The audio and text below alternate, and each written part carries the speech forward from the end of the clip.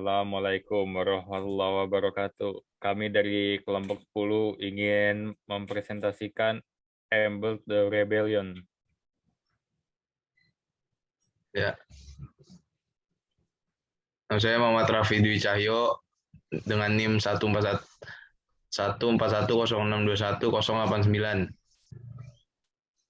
Dan saya sendiri Azir Rafisya dengan NIM 14106211118. Ya, saya Indra Ditya Fajar, NIM 1410621 053. Analytical response in an age of absurdity. Albert Camus mewakili keadaan keberadaan manusia yang tak terhindarkan, termasuk ketegangan yang tak terpecahkan antara kebutuhan manusia akan kejelasan dan fakta bahwa terkadang hidup tidak masuk akal. Begitu seorang terjebak dalam situasi absurd ini, pilihan terbaik adalah memberontak melawan keadaan dan menciptakan makna hidupnya sendiri. Absurd adalah perhatian yang terletak pada kamus. Saat momen sejarah terus berubah dengan cepat, pemahamannya tentang istilah itu diperluaskan untuk memasukkan reaksi manusia di tengah absurditas. Mendorongnya ke dalam percakapan tentang pemberontakan, kamus dengan momen bersejarahnya, dia secara konsisten tertarik dengan bagaimana metafora absurditas terungkap dalam kehidupan sehari-hari dan respon apa yang diperlukan di tengah kondisi absurd.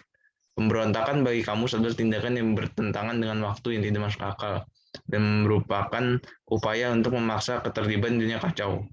Untuk memahami bagaimana pemberontakan eksistensial menawarkan jawaban atas keprihatinan Antinan dalam bab sebelumnya, pertama-tama saya akan mendefinisikan metafora kesatuan kontradiktif dalam kaitannya dengan perhatian yang lebih luas dari bab ini. Kedua, dalam penyelidikan teks sentral dari siklus kerja ini, bab ini mengeksplorasi pemahaman kamus tentang pemberontakan sebagai respon etis terhadap pengalaman tunawisma eksistensial di zaman absurditas.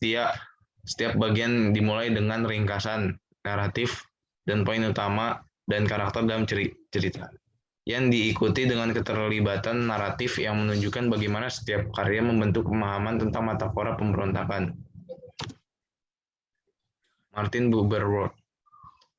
Hanya ketika realitas diubah menjadi logika A dan non-A tidak berani lagi tinggal bersama. Kita mendapatkan determinisme dan interminisme, doktrin takdir dan doktrin kebebasan. Masing-masing pengecualian yang lain menurut konspirasi logis tentang kebenaran hanya satu dari dua kontradiksi yang bisa benar. Tetapi dalam kenyataan itu sebagai orang yang menjalaninya.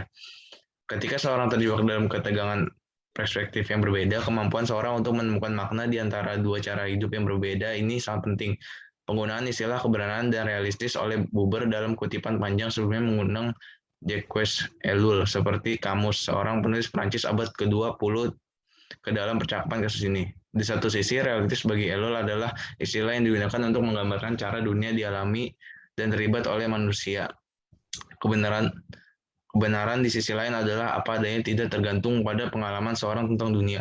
Terlepas dari tanggapan seorang terhadap ketegangan ini, bagaimana gagasan Buber tentang kesatuan kontraduksi adalah konsep yang membantu untuk lebih memahami pemahaman kamus tentang pemberontakan dalam menghadapi absurditas.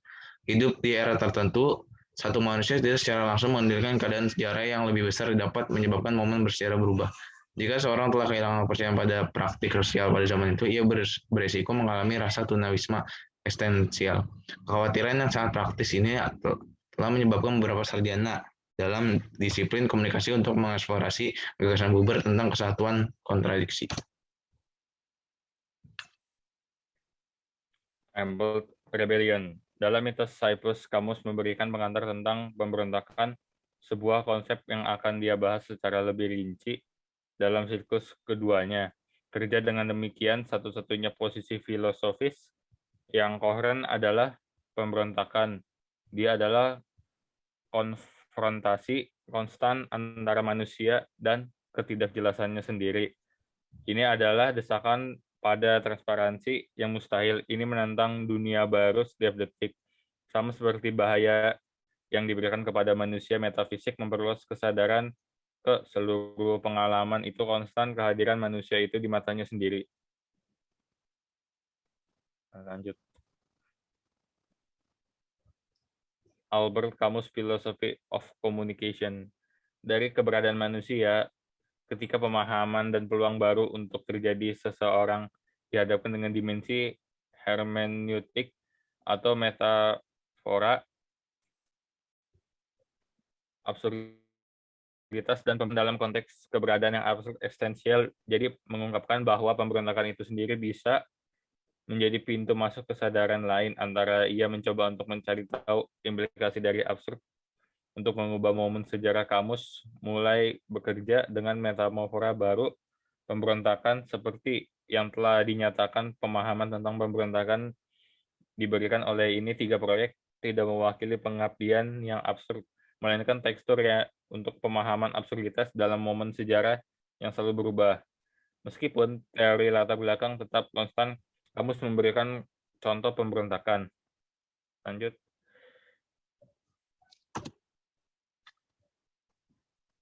Albert Camus Philosophy of Communication. Kematian petugas gedung apartemen Ritz, orang-orang di Ora mulai menyadari bahwa sesuatu yang mengerikan sedang terjadi di pandangan mereka jelas membutuhkan revisi. Tetap saja, jika ada yang pergi sejauh ini dan tidak lebih jauh, kekuatan kebiasaannya pasti akan dimiliki mendapatkan hari seperti biasa. Tetapi anggota lain dari komunitas kami, tidak semua orang rendahan atau orang miskin harus mengikuti jalan turun yang dipimpin oleh M. Michael.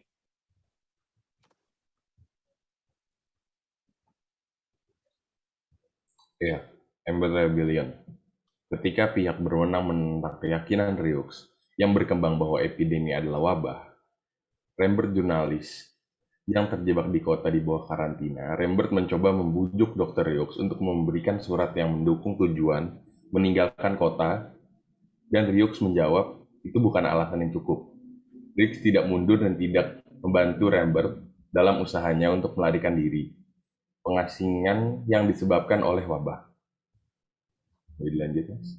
Albert Camus Philosophy of Communication. Karena wabah terus mendominasi kehidupan sehari-hari di Oran, segala sesuatu, bahkan yang paling tidak terdengar, memiliki signifikan yang lebih tinggi, mengekspresikan pandangan yang bertentangan dengan pandangan Dr. Riux.